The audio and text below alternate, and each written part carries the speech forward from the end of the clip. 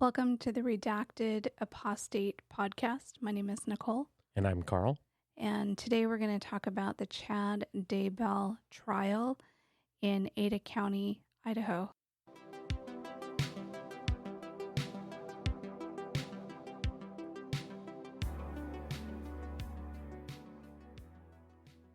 So we're I don't even know how far along we are in this trial. It's day 5, at least right now. Last time we talked, we didn't know what he was going to do or how he was going to defend himself. And now we kind of have a really good idea after opening arguments. And now we're at day 5, how he's defending himself. I'm trying to remember last podcast. If you had said that he was going to throw her under the bus, I think that was the question. Well, the last podcast was more about my mother and her hollowness and how these women like Lori, Vallow, Daybell, we got to come up with a name for her. And the other one, Ruby Frankie, have that same air about them like my mother does. And so that was kind of the vast majority. We really didn't know what Chad Daybell was going to do or how the trial was going to go. And so now we're on day 5 and we have a good idea of the trial. And I want to start out with one of the detectives, Detective Wheeler. And this man is made of steel. He is really a strong man because they had just discovered the body of one of the children and they had him in the back of his squad car ready to take him to jail, and he didn't beat the ever-living crap out of him. Yeah. Like, I just, when as Detective Wheeler was testifying, I was like, how in the world did he hold it together and not... They had been looking for these children for weeks. And kept asking the Daybells over and over again, where are the children? Where are the children? And they're like, oh, they're safe. Right. And Chad knowing that they weren't safe. And they were in his backyard. Yep. And Detective Wheeler didn't beat the shit out of him, which was kind of amazing. I don't have that. I think I would have lost it on him. Yeah. I don't think I would have been professional. I'm not sure what happened to the suspect, sir. I was driving him and all of a sudden he was just gone. Yeah, something happened to this Something man. happened, so I'll fill out the paperwork later. Yeah, I don't know. As he's testifying, I'm just like, oh, wow, this is just... I think I heard him on the stand as well when I came in, and you could tell that the defense was trying to pull certain information from him that was very leading towards Chad had nothing to do with it, nothing to do with the trial, with the killings. His defense attorney is doing a really good job. So in Lori Vallow Daybell's trial, they didn't have cameras, and all I got was an end of day synopsis from streamers who kind of gave an overview of what happened. You could go listen to the audio tapes, but it was really hard to listen to those audio tapes. There was long silences. It just wasn't pleasant. So we were really relying on what streamers and reporters were saying, what was happening. Interpretation. Yeah. So there was a lot missed. And you couldn't see her mannerisms or how she was reacting to certain evidence. There was a lot missing. All we got was the final sentencing when she went crazy. Do we know why there was no video? Wait a minute, didn't they give them the option, or am I thinking of the other trial? Where they said, do you want a camera in here? And you could answer yes or no. I remember that being a part of the trial, was that they actually asked the defendant, do you want a camera in? And they could answer yes or no. No, I don't know. But in this case, and then last week when it started, the audio and the visual was really terrible. And then over the weekend, they upgraded it. Somebody made a really funny comment. They were like, man, the O.J. Simpson trial was much better than this one. And that was 30 years ago. Like, what happened? Well, that was L.A. too. So, you know. In L.A., they've got just the fancy cameras everywhere. Everywhere, yeah. They've got the hover cameras already. recording your life. Right. And the difference was Ada County, they did their own audio-visual, and in the O.J. Simpson, it was done by the network, by CNN or somebody, some network professionals. What was the one that covered? I remember there was one that covered it. It was like the court TV. That's what it was. Probably, yeah. And so they had professional cameras and cameramen coming in and doing the whole thing. Because it was like the trial of the century kind of thing. Yeah. Well, this one's a big trial, but they upgraded. Whatever happened over the weekend, they really improved it. But his defense attorney is really good. He's really good. And he is literally throwing everyone under the bus. Yep. Yeah, but Chad is through his defense attorney. Yep. Yeah, I mean, that's not what I wasn't expecting too much past that, in my mind. He seems like the kind of guy, it's what grifters do, right? Is as soon as they're attacked or they're found out, they instantly start pointing fingers at everybody else. And it's all the people around him that are just like, oh no, I totally agree. I believe in this. This is true. This is the real thing. And he's like, oh, so you'll take the fall from me. Okay, great. That's what it feels like to me anyways, looking on the outside in on it. I think they're trying to do that, but it's not going to be a success. I mean, they found it's... Yeah, I know. It's just not. It's... But I mean, you do... There's always a way of excusing things outside of reality, right? And it's not so much whether it's the true or not, it's whether or not, remember, it has to be reasonable doubt to convict him, So if they have enough doubt that goes, yeah, it was his property, but his property is huge and a lot of people had access to it. And if they were trying to set someone up, like, oh, here's this guy that's running this kind of offshoot, and he keeps talking all this weird stuff. Oh, man, I can bury a body out on his land, and he'll get the fall for it, I'm just saying. I'm not saying that it's right. I'm just saying that is a possibility. And what matters most is whether the jurors believe it or not, based on the evidence. I can't imagine coming into this trial not knowing anything and having to there's so many people. I mean, today's evidence was all financial and where the money was and who was getting what money. And how do you follow that as a juror? I mean, the jurors are smart. They'll figure it out at the end of the day. But right now it must be just confusing, overwhelming with all these names. And we've been following this since 2019. And even I get confused with the names. And the people and who died, who didn't die, who was attempted murder. And I think, you need to have a board with all the strings attached. I mean, seriously. I do. Yeah, because when the children went missing, before the children went missing, there was an attempted murder on somebody's ex-husband who was fighting for custody in Arizona. So the Arizona police were actually following them, and they were under surveillance. And then, so they were already under surveillance, and then they were notified that the children went missing. So I think eventually all of this would have caught up to them because the police were on them. Right. And then once they were notified that the children were missing in this circle, and they started piecing all the dots together, then that's when everything kind of exploded. But the Arizona police, they were there. They were in... I don't know if they were there in Idaho or if they had the Idaho police. I don't remember those little details, but they were monitoring and tracking them. And one of the things one of the detectives said is that Chad was lying. Every time they would talk to Chad, he would lie to them. And he also lied on camera too, and reporters and... No, he never talked on camera ever.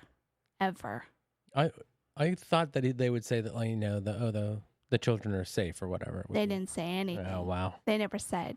They didn't say nothing. Yeah. And so, it's not that. But when he talked to police, he was always lying to them, and that made me think about the cult that I was raised in, because they used to say, "Oh, we're Christian." There was a Christian apocalyptic group, and we follow God's rules, except when they don't fit our rules. Yeah. And and there were certain circumstances where you were expected to lie to protect the organization. And it was, they had some name. I wish I could remember the name of it, but it was like going to battle for Jesus or Jesus battle or something. But essentially what it meant was you could lie to protect a member of the church or the organization as a whole. And that made me think of Chad, and that's exactly what he was doing. He was lying because Jesus gave him the authority to lie to whoever. Right. He had the ultimate authority of life or death. And at that point the police are like, we can't believe anything this guy says. And then they found the bodies on his property, and it was all over. One of the things the defense attorney is doing is he's throwing not only is the wife have this long history of dead bodies behind her even before she met Chad. Which wife are you referring to? His current wife? Or I don't know. Yeah. Lori Vallow. Lori, yeah. Oh, interesting. I didn't know that. Yeah, so she's been, like, this is like her 29th marriage. I mean, she's been married a ton of times. And both of the children's dads are dead. And one was deliberately killed by her brother. Yes, I remember that one. She's in Arizona currently waiting trial for that one. And then another one of her husbands mysteriously died also. And that was the daughters, after she had spread lies about him sexually abusing all of them. Wow.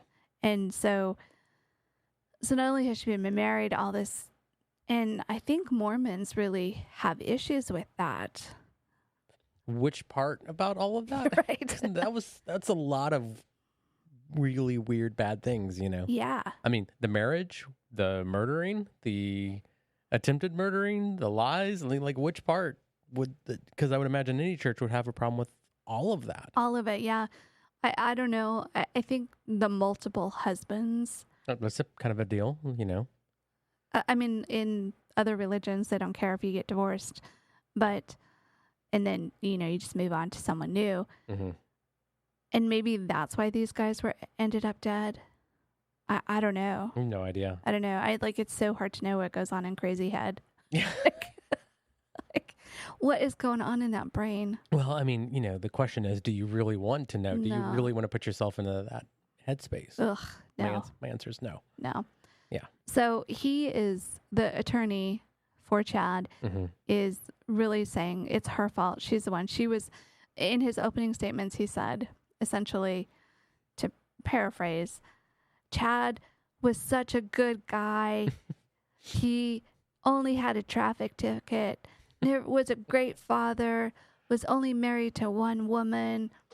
And then he met her. Dun, dun, dun. And then that's when everything went crazy. So, but she's got this history. I mean, he's technically right. Oh, he's totally right.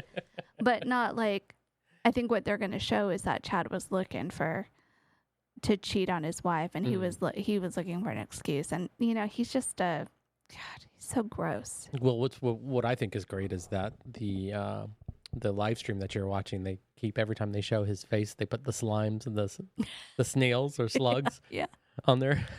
So they're just like, oh, this. And I think one of the comments was he looks like Chet from Weird Science when he turned into the slug monster as well. It's like, oh my God. That is too funny. He's a mumbler too. So you can't understand anything he's saying. He's got like marbles in his mouth. He's unintelligible gobbledygook when he speaks. He's so gross. I wonder if that's on purpose though.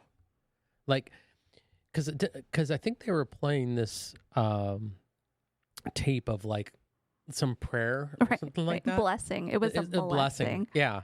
He was quiet, but he wasn't mumbling so much then. Was he?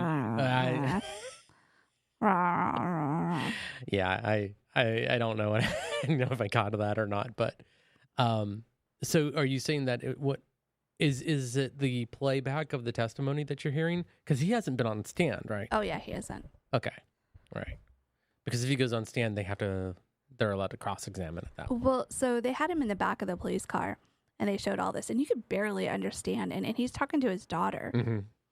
You couldn't understand anything. And 99% of the conversation with his daughter when he was in the back of the police car was logistics.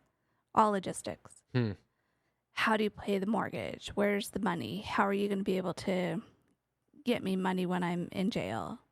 Why? That's it. Why would you go over those details? Because he said to her in the small percentage where they actually talked about something non-functional related, he said, "I'm not coming back." Yeah.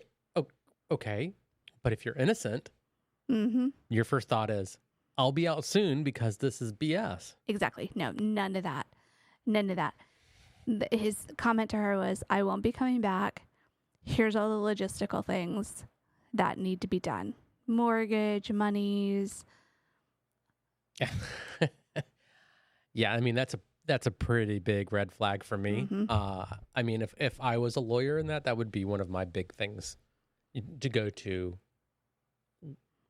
Because you don't, I mean, I know, and I want to preface this, that I know that everybody treats trauma, anger, all of the emotions different from everybody else, right? So I don't want to say that nobody reacts this way.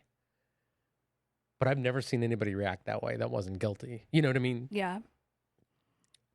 Oh, wow. Yeah.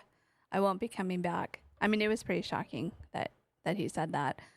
And then the whole conversation was, and the family, they're just as weird as he is. I mean, ugh, so gross. I mean, can you imagine? I grew up with not so great parents, obviously, and a not so great dad.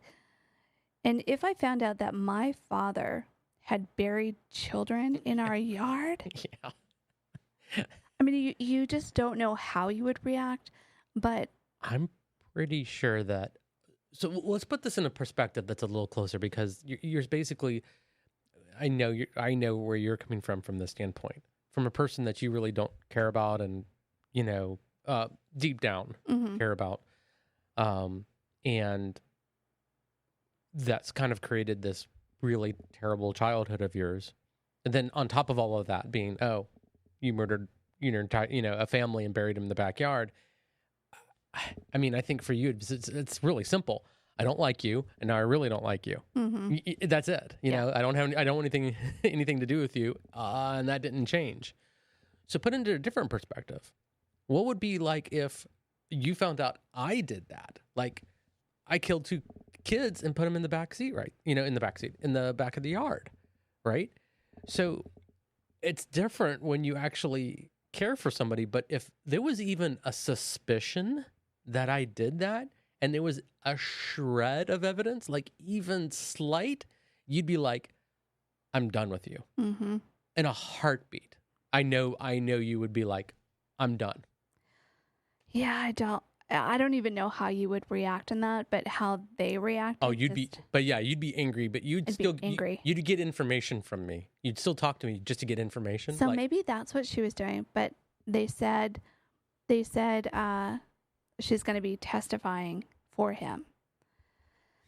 So I mean, that makes sense, right? If your dad buried 2 children in your yard, and then they went and moved into that house. They're still living there today, apparently. Okay. Allegedly.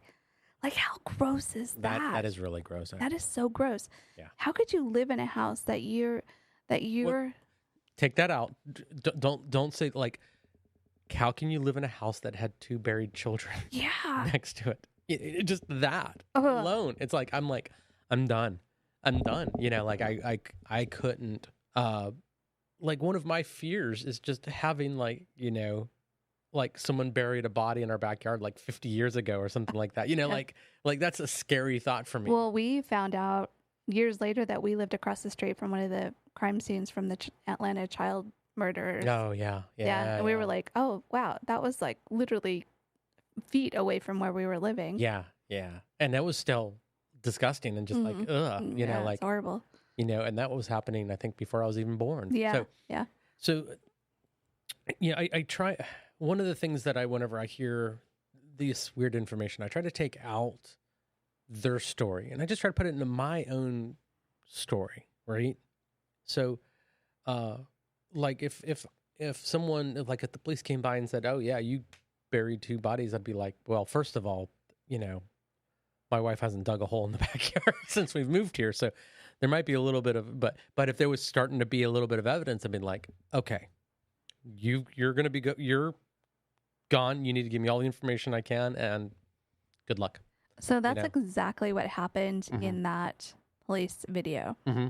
He was giving her all of the information. Yeah. And was she asking him for the information, or was he just, yeah. I don't remember. And that's where all that stuff matters to me is if she came up to him and said, "Okay, bye, you're gone, so you need to give me all this information so I can continue to live," or was it, "I'm going away forever. By the way, here's how you pay the mortgage because, I don't want the house taken away from us, from you or whatever."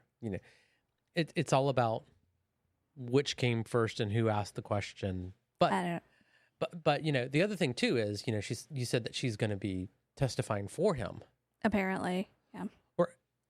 But that's not necessarily a bad thing either, because it's like a character thing. Did you ever see your father kill anybody? No. Did you ever see him do this? No. Did you ever see him do this? No. So, it's valid. It's valid testimony. Yeah. And if she never saw that stuff, she might not believe it. I don't think they do. I don't think they believe it at all. It's really hard. And I think they have such cognitive dissonance that they just can't, they can't wrap their heads around the cult and these beliefs and the dehumanization of everyone. Right. It's probably just too much. I mean, who would think that a failed author would, start a cult and kill people? I don't know. Let me see. L. Ron Hubbard. Let's just go down the list. He didn't kill anybody. Come on. He didn't kill anyone. Come on. He didn't kill a single person. He didn't shove anyone off the Sea Org boat. Never. We don't have any evidence of that. There's no evidence of any of that. We'll see where this goes. So one of the things the attorney is doing in the last 4 days is not only throwing her under the bus, saying Chad's life was so great until he met her. And then he's saying that the brother who died, that the brother was the one that did all this.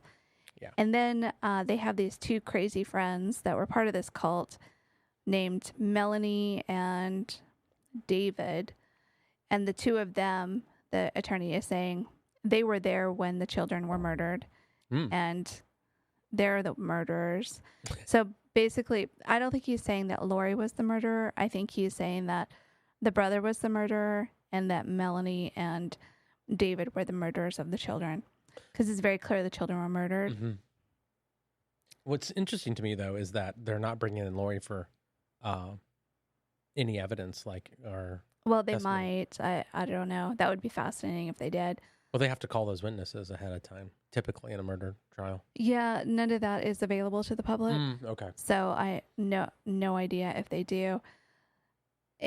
One of the interesting things that came out too was that the brother, Alex, there's so many people to keep up with. So whose brother? Lori Vallow Daybell's brother. Got it. Alex. Mm-hmm. You can just say Lori for short. You can just say Lori for short. Yeah, I don't know. I don't know what to call her. Gross woman. My mother. Someone who's like my mother. Yeah. So Alex Googled how to fire some kind of gun. I don't know. I don't remember what it was in cold weather. So remember Arizona? It's really so complicated. These people, they were just like idiots with their tails cut off. So what does that mean? I have no idea. You're an idiot with your tail cut off. Don't you know? Apparently. So Alex took Tylee, the daughter's Jeep, down to Arizona and shot at that man. Yes. The ex-husband. Yes. Which triggered the Arizona police to be, what the fuck? Right. then drove that Jeep back and missed him. Mhm. And then that guy was like, oh my God. And I think about him and his children because he went into hiding immediately after. I remember that back in the day. Right. Like he went into hiding because he knew where this was heading. And if he would not have done like the potential that they killed those children too was there also. So he took his children, went into hiding. And then Alex, the brother, took the Jeep and drove to Idaho and then shot at Chad's wife. But the gun didn't fire. Right. So she called 911 and said, there's somebody out here with a paintball gun that's roaming the neighborhood.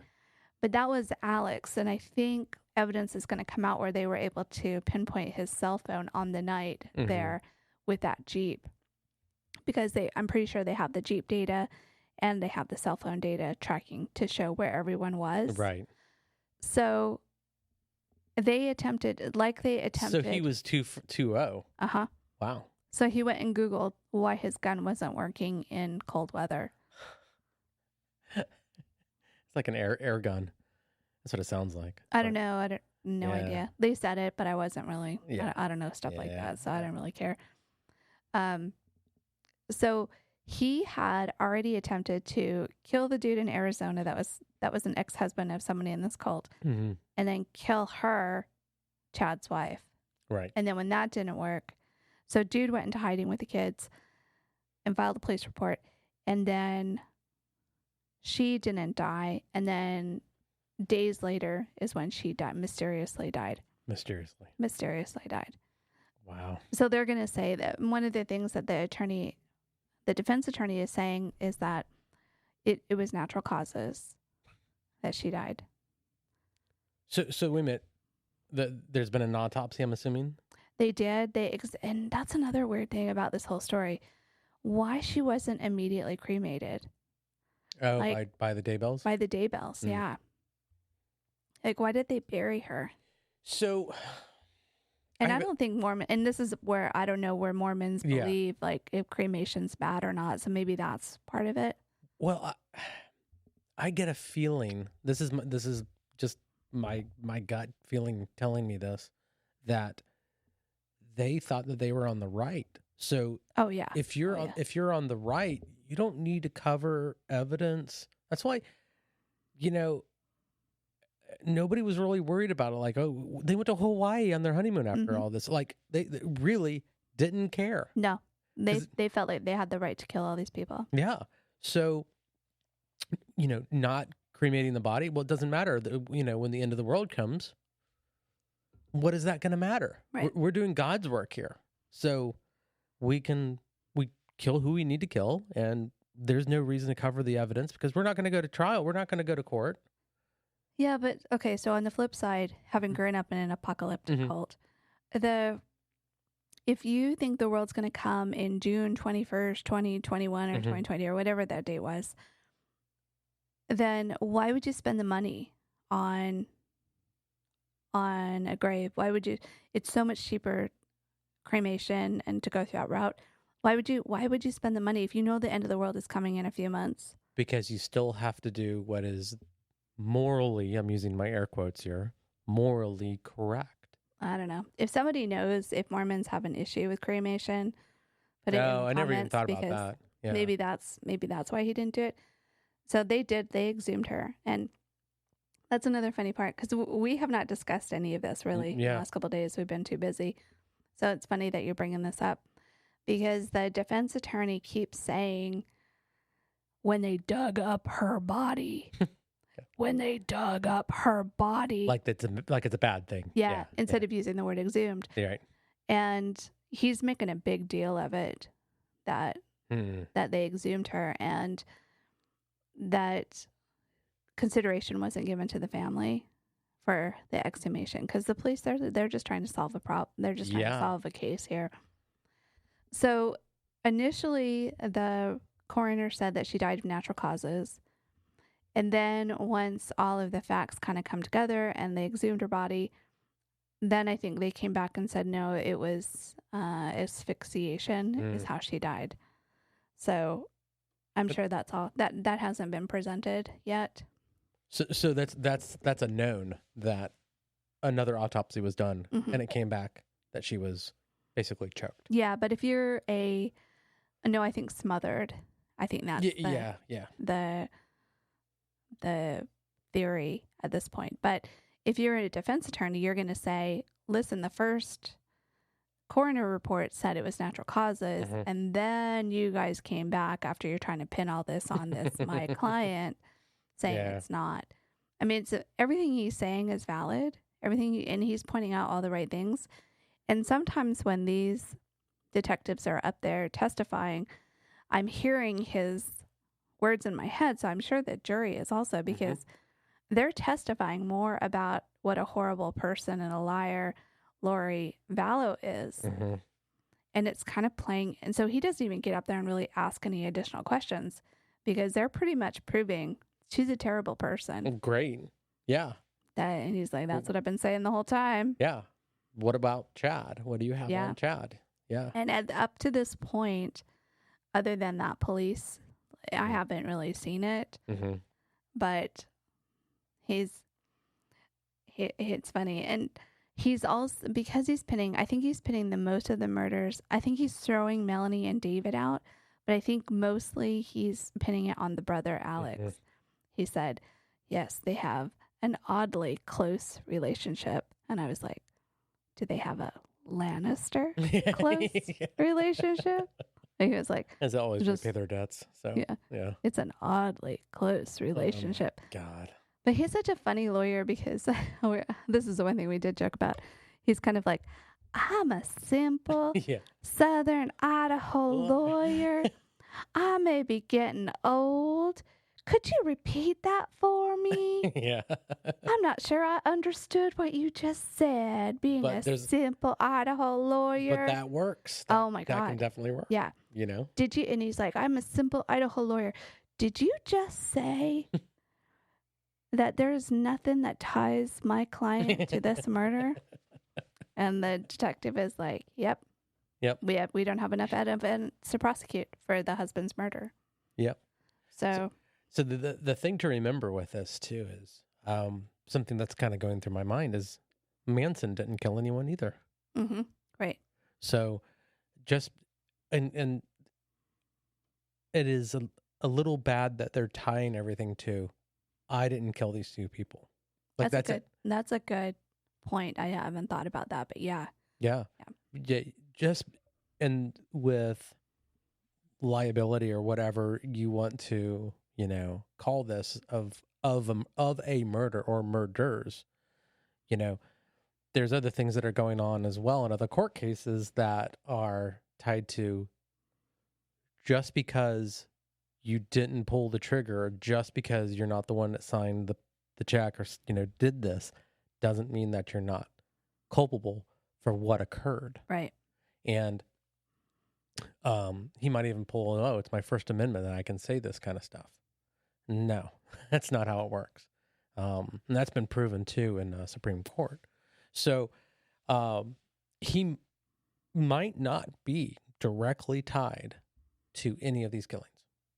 Like, he didn't go to do it. He didn't pull the trigger. He didn't smother the wife. He didn't do any of this stuff, right? And that might be true. That does not mean that he's not guilty. Right. That just means he's not guilty of first-degree premeditated murder. Well, they're going for the death sentence, death penalty for him. So it definitely would be first-degree murder. But you're right. I mean, Manson did not physically kill anybody, but he's the orchestrator. And it could be very similar to Chad. Chad's the orchestrator of these murders. And Alex was the executioner. Yep. I mean, there's even penalties for someone that infers, not even directly says, just infers that, you should go, my husband's hurting me, my husband's beating me, and then their lover goes and kills the husband. That person's still liable for that shit. You don't get off scot-free because you kind of nudge someone towards murder. Yeah. You know? Yeah. I think that's probably where they're going with all this. And they're pulling financial. These people are really obsessed with money and more money, and they're so. Now, when you say these people, so I want to be very clear. Does that include Lori? Because oh yeah. Oh really? Oh yeah. Okay. She is as materialistic as they come. Interesting. And it's just gross. The whole thing is gross.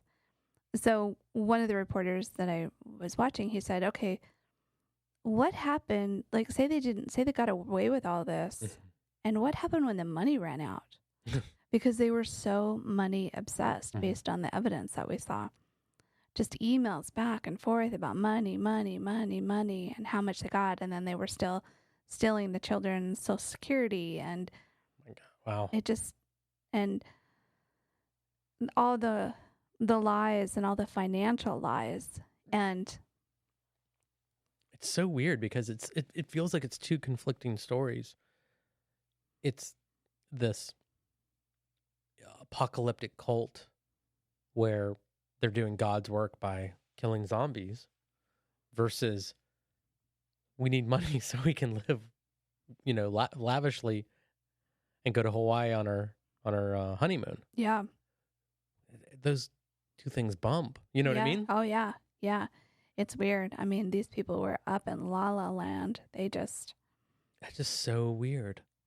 The reason I want to explain myself a little bit on that, on why I'm feeling this way, is that typically when you see, and it's why I in the past have made a difference between the cult leader and the followers. Mm-hmm.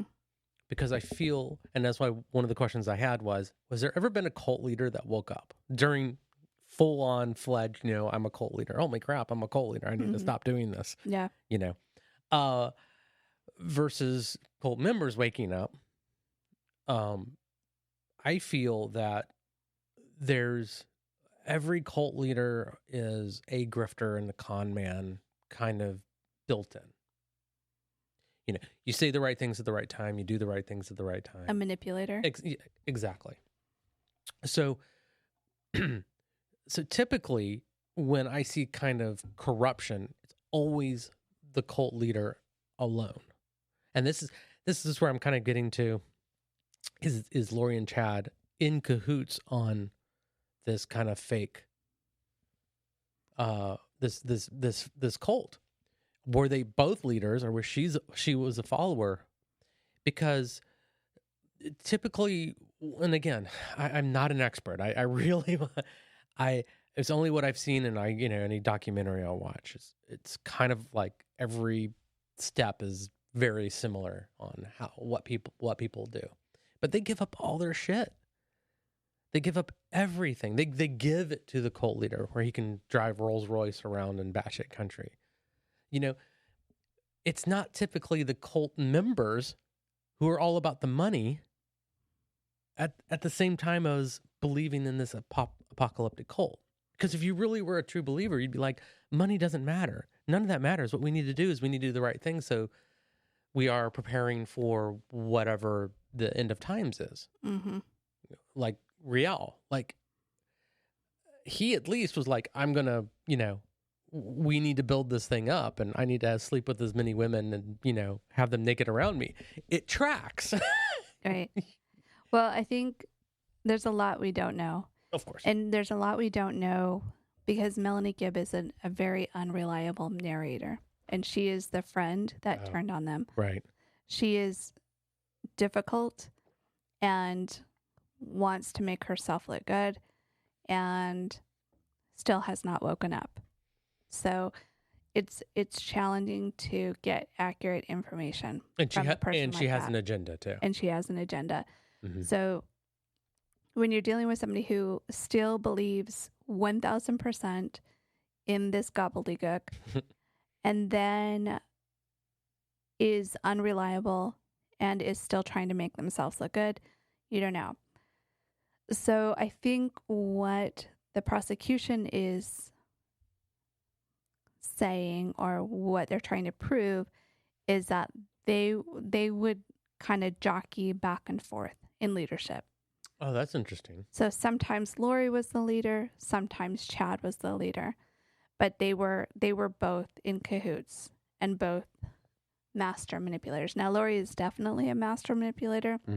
Chad's just a dumb fuck. Watching him, he really is just he's like a lump of flesh. Yeah. He's like a mumbling lump of flesh. Oh my God. So it makes you wonder, is Lori really the, not mastermind, but the main catalyst for the belief? I think so. And that's what the prosecution, that's what the defense attorney is saying, that it's all her, that she's the one. Right. But, and he could be totally right? Chad could be totally innocent of the, I don't think he is, but anyways, yeah. And like, Chad's got land. Let's go bury the bodies there. Chad's got this. Let's go do this. We need money. Let's go do this. But, again, I've made this comment. If me and you went on vacation and right before we left, like we're far away, right before we left, you killed the children, and then I have reporters asking where our children are, I'd be like, what the actual fuck? Right. What is going on here? Mm-hmm. We need to go back right now. Why are they asking us where our children are? Nicole, why aren't you worried about this? Yeah.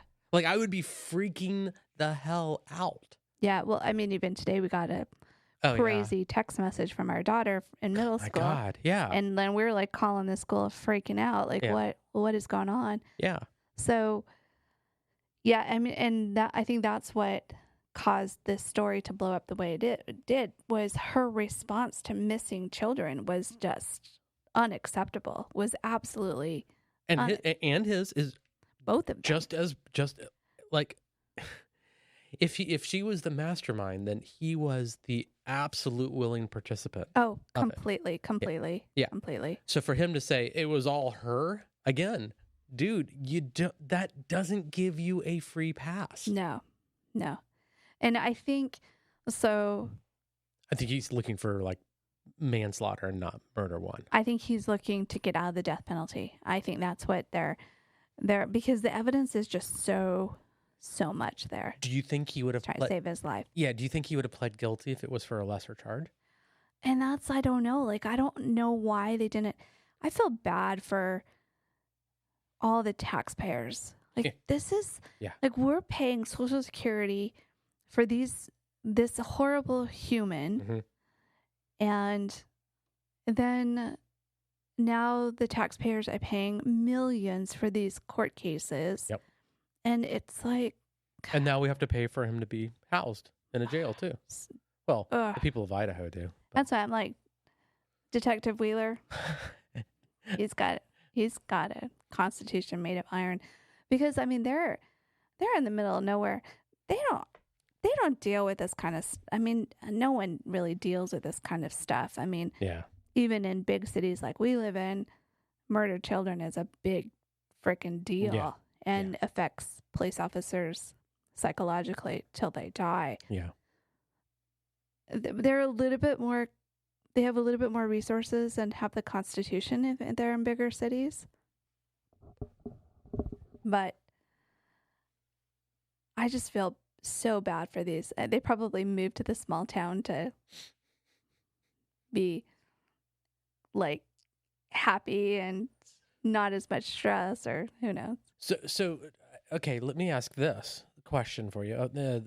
So they moved from Arizona to Idaho, is that right? Lori did.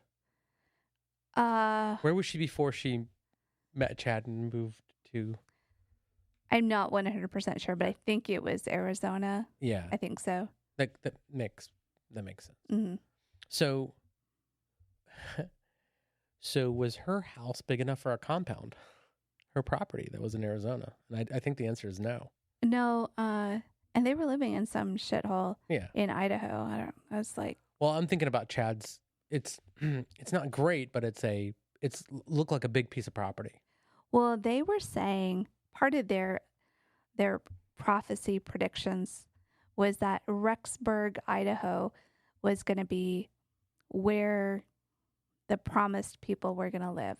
Right. Like some kind of like Rexburg, Idaho was like the promised land. Like Salt Lake City, like, yeah, that makes sense. Zion. Yeah. Yeah. Yeah. And so, let me guess, that just happened to be where he's from, right? Yeah, he's in Rexburg, Idaho. Yeah. And that's where, so he was trying to get everyone to move to Rexburg, Idaho so they could survive the coming apocalypse. And then they did their honeymoon in Hawaii. So they all moved to Rexburg. I don't know if the daughter, Tylee, if she ever spent really much time there. Mm-hmm. I feel like she was murdered right as they were going there. And that's another thing the defense attorney mentioned is Tylee's the daughter. What did Tylee know? Right. Did Tylee know they were planning on murdering the husband? Did Tylee know about these things? Did Tylee know that they were planning on murdering the wife? Maybe that's why Alex, the brother, killed her. Right. Because of what she knew. And it didn't have anything to do with Chad. It was about Alex and Lori and what did Tylee know. And I vaguely remember this, that he was labeling the kids as zombies too. He did. And so if you're conditioned that all zombies must be murdered, then, I mean, that's kind of a death sentence. Right. Remember we asked, this reminds me of a story. We don't know very many Jewish people, but you had worked with somebody who was Jewish, who knew the Torah really well. And we asked him, there's a story in the Bible where I think it's Noah comes and they kill all of the hybrid humans that were half giant, half angel, half human. And I think they were called the Nephilim. Yeah. And it's such a strange story. Like, God came just to kill these hybrid beings. Right. And what were these hybrid beings, like, in the Jewish faith? Like, what were those hybrid beings for? And we asked him, like, what does this story mean? And he said it was a way for them to dehumanize another tribe, another culture. Yep. And so people that were slightly taller than you or slightly shorter than you. That it's okay to murder them because they're not really human. They're not human. And that's exactly what he was doing. Yep. And again, I boil this down to, yes, okay, maybe he didn't pull the trigger, but that sure as hell is pointing the person right to the direction to do it. Right. He had this graph, this spreadsheet, where he was percentagizing, I don't even know if that's a word, people. Mathing. He was mathing their dark scale. Yeah. We would, like, you are 100% dark.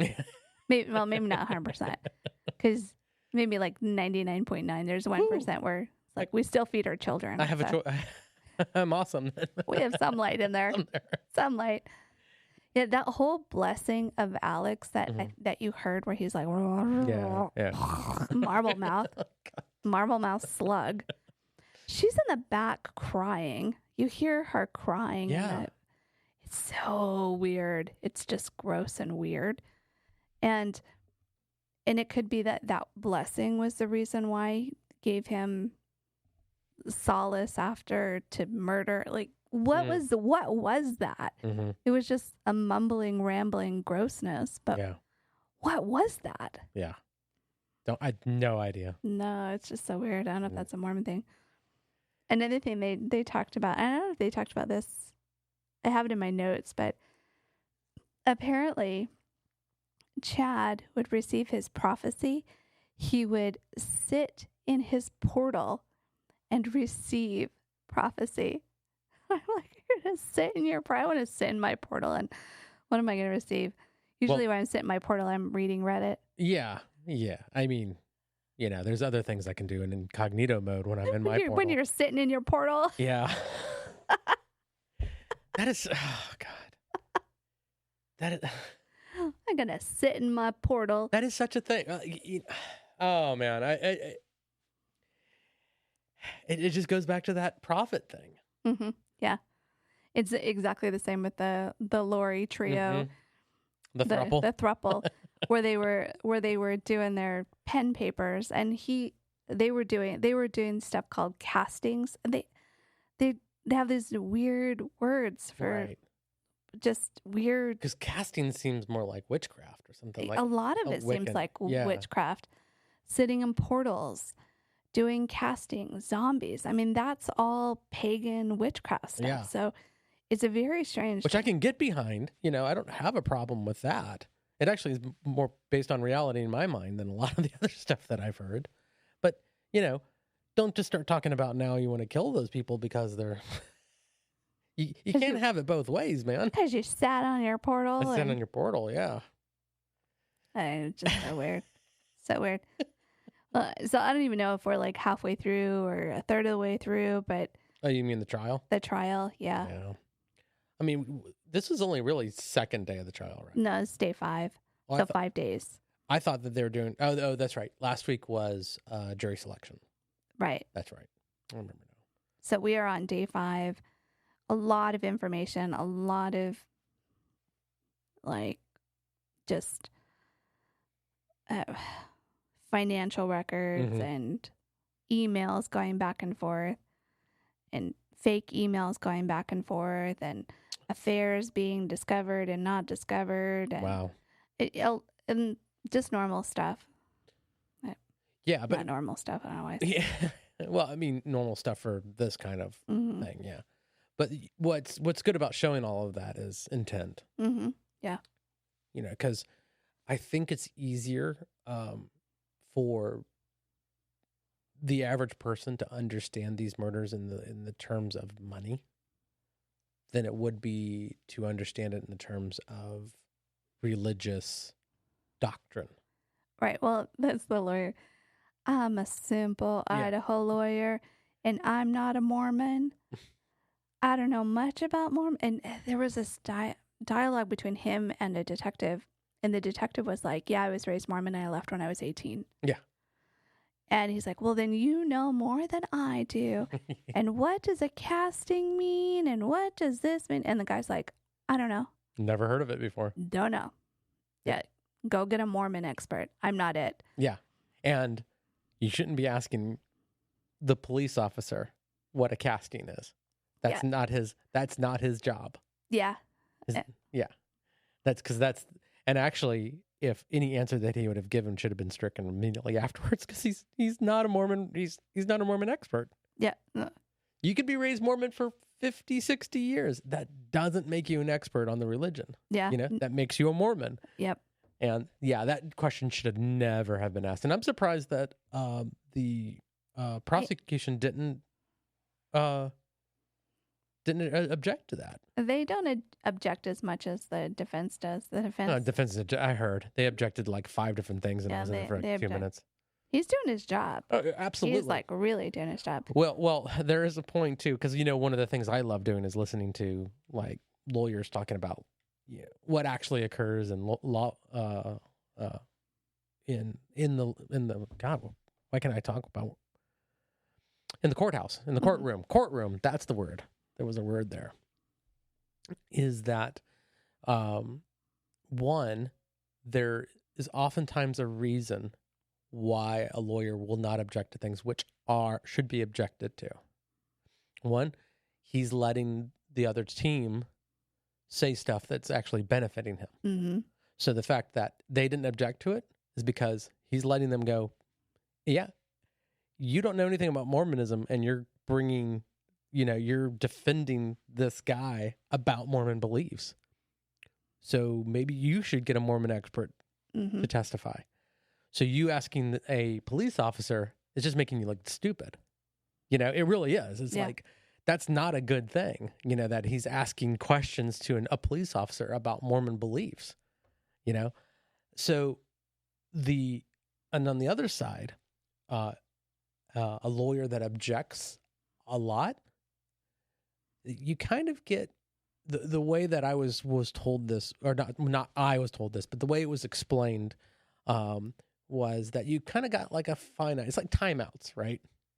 And after you use so many of your timeouts, nobody's taking you seriously anymore. The jury gets sick of you. Yeah. Yeah. I object. It's like, okay, just shut up. Like seriously, let people talk and ask a question. And that also doesn't look, can backfire as well. So yes, you might have a legitimate reason to object, but objecting over everything can wear the jury out, where the jury just wants to go home and have a sandwich. Yeah, well, none of these people are going home anytime soon, and they know that. Yes.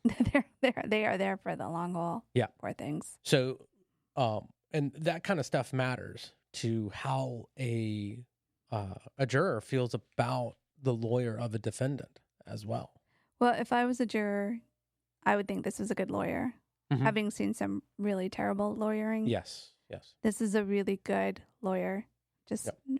And because we didn't get to see really anything of the Lori Vallow trial, I don't know what her legal team did or didn't do.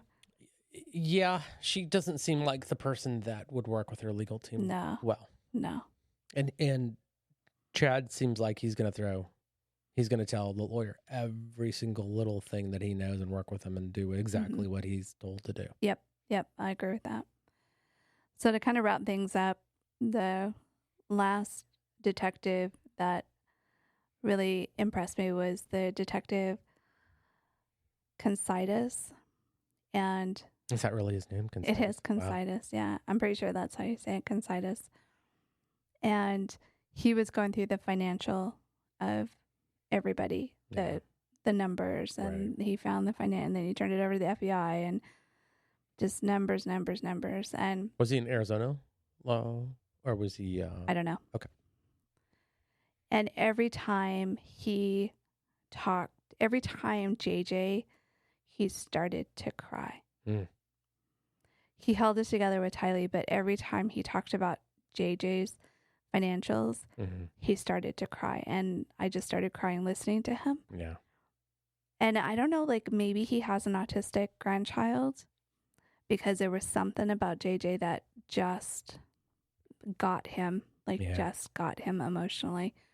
I felt so connected and sorry for him. But he was able to pull it together, say what he needed to say, but he was not doing well for whatever reason. So my heart goes out to these detectives and what they had to go through for these horrible slug humans and what they're having to relive now through this trial. And to see the smugness on Chad's face. Yeah. You just want to go over there and just slap him. He's so gross. That's why you saw the slug. That doesn't make him guilty. No, it doesn't. Yeah. So that's it. That's all I have. I'll keep listening, looking out for funny stuff from these people, because these people are idiots. And there's always something funny happening. And we need to have a nice brain bleach podcast, where it's not about... We need another UFO. Yeah. I like the UFO. Well, the UFO one came right after the program, which was another really hard one. This is hard when you think about JJ and you think about the detectives. And Tylee. About the daughter, yeah. It's real emotional and just awful that these religious... Nobody had to die. Nobody had to die. Yeah. And they were murdered over religion, fanaticism, and religious extremism. And money. Let's not forget, because it's an odd one. But having said all that, there's some funny shit going on. These people be funny. Yeah. And this lawyer, he's funny. Yeah. And so I think we'll find some as the trial continues, and to see how they throw Melanie Gibb under the bus, because that woman is a piece of work. And she's throwable. Like she has enough on her that she could be thrown on the bus pretty easily. Yeah. And I think she definitely made a deal with the prosecution. Yeah. And he's going to use that. Yeah. Because she is a piece of work. Yeah. And she needs to go touch some grass. So here's a question then. What's your predictions? What's your predictions for the end of where this is going to go? I think he's going to be convicted. So murder one? Yeah. Yeah. If he gets the death penalty, that's where I'm kind of 50-50 on. Mm-hmm. If he gets the death penalty. But I think if there are any more like real normal Mormons that are on the jury. I think they're going to be so angry at the bastardization of their religion. Yes. Because part of their religious tenets is to make babies and have lots of children. Yeah. So by killing children, you're basically going against your core beliefs, like one of the top core beliefs. So I think that'll go against them. And it's really hard to listen to the evidence and not really see his hand in all of it, even though, Lori's crazy and she was crazy before they met and they were a volatile couple. So I think he's going to definitely get convicted. Whether he gets the death penalty, we'll see. Yeah. All right. That's the end of the podcast. If you listened this far, thank you. We really appreciate it.